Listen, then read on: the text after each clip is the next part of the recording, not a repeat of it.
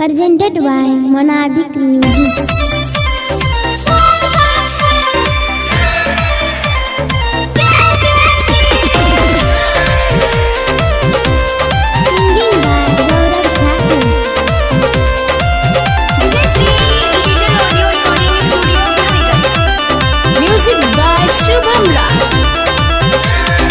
सैया किनले हकवरवा हम देवा घरवा जइबैना ए राजा जी लेने हकवरवा देवा घरवा जइबैना जइबैना बाबा पे जली चढ़ैबैना ता बोले बमी बोलत चढ़बै पहाड़वा देवा घरवा जइबैना सैया लादी हमके कवड़वा हम देवा घरवा जइबैना।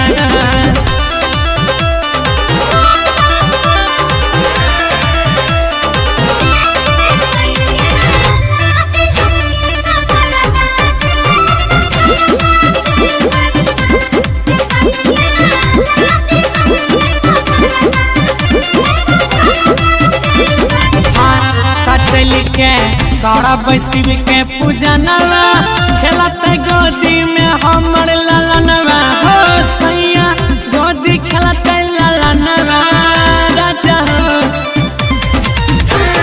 चल के करब शिव के पूजनवा हमारा गोदी में खेलत ललनवा हो सैया गोदी खेलत ललनवा सुनो ताजा लदी जापुरनिया बजारवा हम देवा घरवा जइबैना ए राजा जी लेने आवा कवरवा देवा घरवा जइबैना।